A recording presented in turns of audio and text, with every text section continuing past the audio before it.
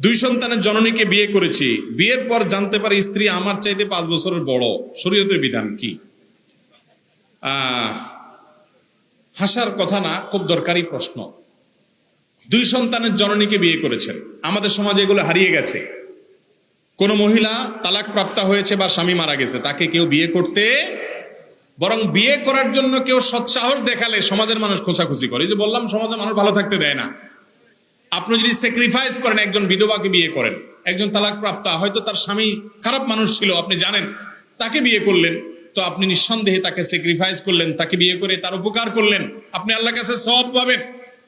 যদি বয়সে বড় হয় কোনো অসুবিধা। খাদিজা রাদিয়াল্লাহু তাআলা আনহাকে আমাদের প্রিয় নবী সাল্লাল্লাহু আলাইহি ওয়াসাল্লাম যখন বিয়ে করেছেন, খাদিজা রাদিয়াল্লাহু তাআলার বয়স আমাদের নবীজির চাইতে বেশি ছিল। অতএব নিজের বয়সের চাইতে বড় স্ত্রী, মানে স্ত্রীর বয়স যদি বেশি হয়, তাতে কোনো অসুবিধা নাই।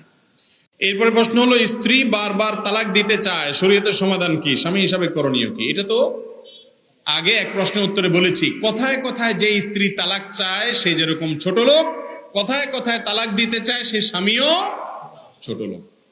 ঠিক ওই বন্ধুর মতো যে কথায় কথায় কাটতি দেয়।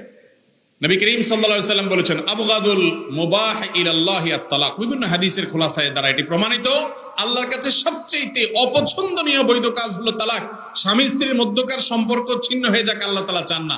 আমার ব্যক্তিগত অভিজ্ঞতা হলো, বেশিরভাগ মানুষ তালাকের পরে, বিচ্ছেদের পরে, 2 মাস পরে হোক আর 2 বছর পরে হোক আর 10 বছর পরে হোক, একটা সময় আয়সা আফসোস করে যে না রে, ভুল করছি, অনেক অসুবিধা ছিল, মনোমালিন্য ছিল, তারপরেও ঘর করা দরকার ছিল মিলেমিশে। কারণ পরের নৌকায় পায়ে দিয়া বুঝে না, আগেরটাই ভালো ছিল। কথা কি বুঝাতে পারছি? এজন্য কথায় কথায় তালাক চাওয়া এটা জায়েজ নয়। যে মহিলা কথায় কথায় তালাক চায় সে গুনাহের কাজ করে, নাজায়েজ কাজ করে। এবং আল্লাহর যারা সুদের সাথে জড়িত এবং ওয়াজ মাহফিলে টাকা দিয়ে বড় ডোনার সাজে, তাদের দান কতটুকু কবুল হবে?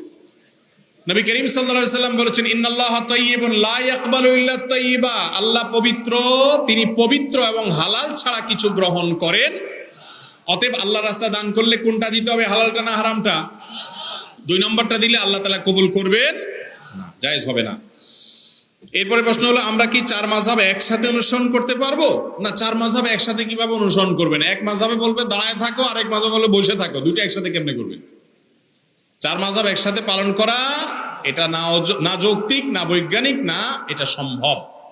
এরপরে আবা তোপ, যেগুলো টাকনুর নিচ পর্যন্ত চলে যায় এবং ধরে রাখা লাগে, এ ধরনের তোপ পরা যাবে কিনা? আবা তোপ এটা প্রবাসী, কোনো মধ্যপ্রাচ্যের প্রবাসী কেউ লিখছেন, আমি বুঝে ফেলছি। আবা তোপ বলতে বুঝাইছেন হচ্ছে জুব্বা, এবং আবা খাবা বলে যে উপর দিয়ে পড়ার, আলখেল্লা।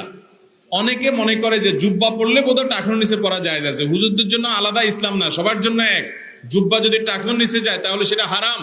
অনেকে আছে সৌদি আরব, দুবাই থেকে দেশে আসার সময় মাশাআল্লাহ একটা জুব্বা নিয়ে আসে, মসজিদে চলে যায় জুব্বা পরে, বা জুব্বা পরছেন ভালো কথা, কিন্তু টাকনুর নিচে গেলে সেটা কি হবে?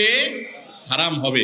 অতএব মিডল ইস্ট থেকে আসার সময় একটা জুব্বা নিয়ে আসলেই হবে না ভাই, জুব্বার সাইজ দেখে আনতে হবে, যাতে টাকনুর উপরে অবশ্যই থাকে।